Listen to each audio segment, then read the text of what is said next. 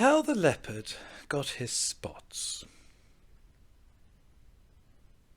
In the days when everybody started fair, best beloved, the leopard lived in a place called High Veld. Remember, it wasn't the low veld or the bush veld or the sour veld, but the exclusively bare, hot, shiny high veld, where there was sand and sandy-coloured rock and exclusively tufts of sandy yellow grass. The giraffe and the zebra and the eland and the kudu and the hartebeest lived there, and they were exclusively sandy yellow brownish all over. But the leopard, he was the scloofiest, sandiest, yellowest, brownest of them all, a greyish, yellowish, catty-shaped kind of beast, and he matched the exclusively yellow-greenish colour of the high veld to one hair. This was very bad for the giraffe and the zebra and the rest of them, for he would lie down by a exclusively yellowish, greyish, brownish stone or clump of grass, and when the giraffe or the zebra or the eland or the kudu or the bushbuck or the bunterbuck came by, he would surprise them out of their jumpsome lives. He would indeed. And also there was an Ethiopian with bows and arrows, exclusively greyish, brownish, yellowish man he was then, who lived on the high veld with the leopard. And the two used to hunt together, the Ethiopian with his bows and arrows, and the leopard exclusively with his teeth and claws, till the giraffe and the eland and the kudu and the quagga and all the rest of them didn't know which way to jump. Best beloved, they didn't indeed. After a long time, things lived for ever so long in those days. They learned to avoid anything that looked like a leopard or an Ethiopian, but bit by bit the giraffe began it. Because his legs were the longest, they went away from the high veld. They scuttled for days and days and days till they came to a great forest, exclusively full of trees and bushes and stripy, speckly, patchy, blatchy shadows, and there they hid. And after another long time, that was standing half in the shade and half out of it, and that with the slippery, slidey shadows of the trees falling on them, the giraffe grew blotchy, and the zebra grew stripy, and the eland and the kudu grew darker, with little wavy lines on their backs, like the bark on a tree trunk. And so, though you could hear them and smell them, you could very seldom see them, and then only when you knew precisely where to look. They had a beautiful time in the exclusively speckly, spickly shadows of the forest, while the leopard and the Ethiopian ran about over the exclusively greyish, yellowish, reddish high veld outside, wondering where all their breakfasts and their dinners and their teas had gone. At last they were so hungry that they ate rats and beetles and rock rabbits, the leopard and the Ethiopian, and then they had the big tummy ache both together. And then they met Barvain, the dog-headed barking baboon, who is quite the wisest animal in all South Africa. Said Leopard to Barvain, and it was a very hot day, "Where has all the game gone?" And Barvain winked. He knew. Said the Ethiopian to Barvain, "Can you tell me the precise habitat of the aboriginal fauna?" That meant just the same thing, but the Ethiopian always used long words. He was a grown-up. The Barvain winked. He knew. Then said Barvain, "The game has gone into other spots. My advice to you, Leopard, is to go into other spots as soon as you can." And the Ethiopian said, "That's all very fine, but I wish to know whither the aboriginal fauna has migrated." Then said Barvain, "The aboriginal fauna has joined the aboriginal flora because it was high time for a change. And my advice to you, Ethiopian, is to change as soon as you can." That puzzled the leopard and the Ethiopian, but they set off to look for the aboriginal flora, and precisely after ever so many days they saw the great, high, tall forest full of tree trunks, all exclusively speckled and spotted and spotted and dotted and splashed and slashed and hatched and criss-hatched with shadows. Say that quickly, and you'll see how very shady the forest must have been. "What is this?" said the leopard. "This is so exclusively dark, and yet so full of little pieces of light." "I don't know," said the Ethiopian, "but it ought to be the aboriginal flora. I can smell giraffe, and I can hear giraffe, but I can't see giraffe." "That's curious," said the leopard. "I suppose it is because we have just come out of the sunshine. I can smell zebra, and I can hear zebra, but I can't see zebra." "Wait a bit," said the Ethiopian. "It's a long time since we've hunted 'em.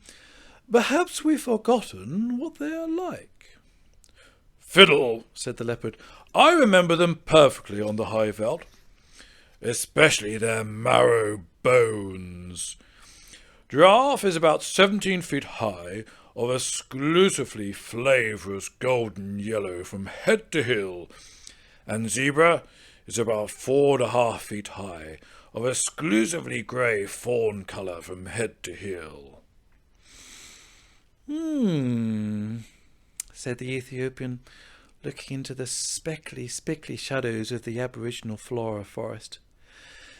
"Then they ought to show up in this dark place like ripe bananas in a smokehouse." But they didn't. The leopard and the Ethiopian hunted all day, and though they could smell them and hear them, they never saw one of them. "For goodness sake," said the leopard at tea time, "let us wait till it gets dark. This daylight hunting is a perfect scandal."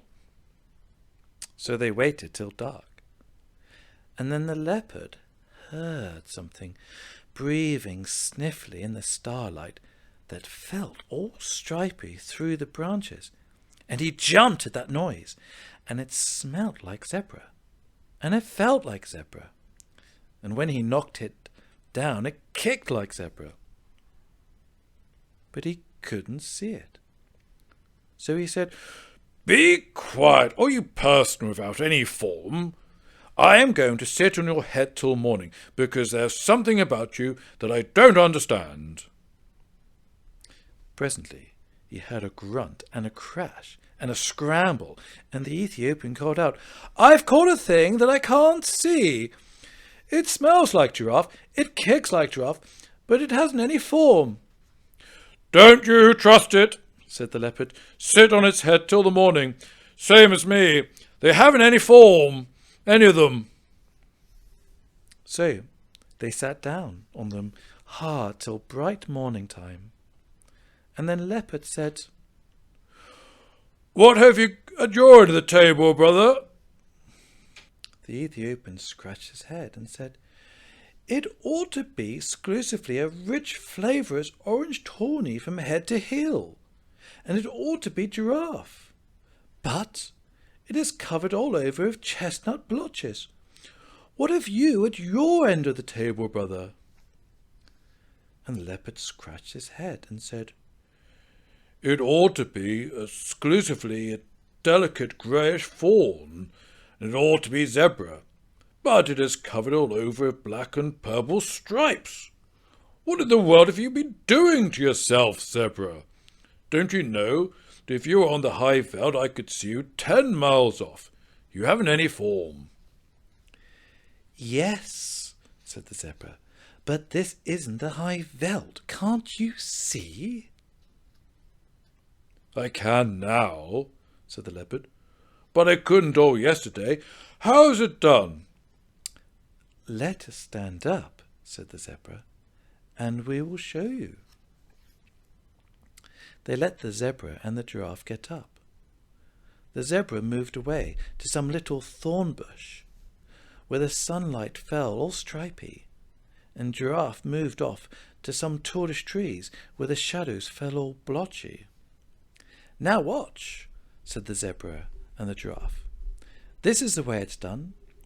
1, 2, 3, and where's your breakfast?" Leopard stared, and Ethiopian stared, but all they could see were stripy shadows and blotched shadows in the forest, but never a sign of zebra and giraffe. They had just walked off and hidden themselves in the shadowy forest. "Hi, hi," said the Ethiopian. "That's a trick worth learning.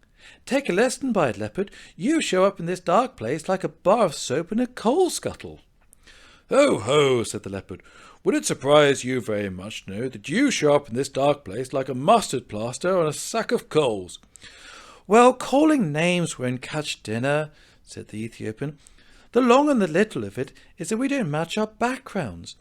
I'm going to take Barvane's advice. He told me I ought to change, and as I've nothing to change except my skin, I'm going to change that." "What to?" said the leopard, tremendously excited. "To a nice working blackish brownish colour with a little purple in it, and touches of slaty blue. It'll be the very thing for hiding in hollows and behind trees." So he changed his skin there and then, and the leopard was more excited than ever. He had never seen a man change his skin before. "But what about me?" he said, when the Ethiopian had worked the last little finger into his fine new black skin. "You take Barvane's advice too," he told. "He told you to go into spots." "So I did," said the leopard. "I went into other spots as fast as I could. I went into this spot with you, and a lot of good it has done me." "Oh," said the Ethiopian, "Barvane didn't mean spots in Africa. He meant spots on your skin." "What's the use of that?" said the leopard. "Think of giraffe," said the Ethiopian, "or if you prefer stripes, think of zebra. They find their spots and stripes give them perfect satisfaction." Said the leopard. "I wouldn't look like zebra, not for ever so." "Well, make up your mind," said the Ethiopian, "because I'd hate to go hunting without you, but I must if you insist on looking like a sunflower against a tarred fence." "I'll take spots then," said the leopard, "but don't make 'em too vulgar big. I wouldn't look like giraffe, not for ever so."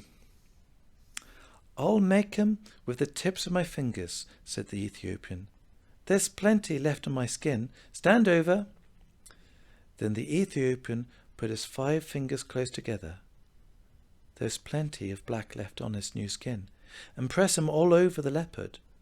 And wherever his 5 fingers touched, they left 5 little marks, close together. You can see them on any leopard skin you like, best beloved. Sometimes his fingers slipped and the marks got a little blurred, but if you look closely at any leopard now, you'll see that there are always 5 spots, like 5 fingertips. "Now you are a beauty," said the Ethiopian. "You can lie out on the bare ground and look like a heap of pebbles. You can lie out on the naked rocks and look like a piece of pudding stone. You can lie out on a leafy branch and look like sunshine sifting through the leaves. And you can lie right across the centre of a path and look like nothing in particular. Think of that and Purr! But if I'm all this, said the leopard, why didn't you go spotty too? Oh, plain black is best, said the Ethiopian. Now, come along, and we'll see if we can't get even with Mr. 123, where's your breakfast? So they went away and lived happily ever afterwards. Best beloved, that's all. Oh, now and then you'll hear grown-ups say, can an Ethiopian change his skin or a leopard his spots? I don't think even grown-ups would keep on saying such silly things if the leopard and the Ethiopian hadn't done it once. Do you? But they'll never do it again, best beloved. They are quite content as they are. I pray you have great dreams tonight, and may the Lord bless you with dreams which are both prophetic and vivid, where he shows you his kingdom and your position to ameliorate earth. Sweet dreams.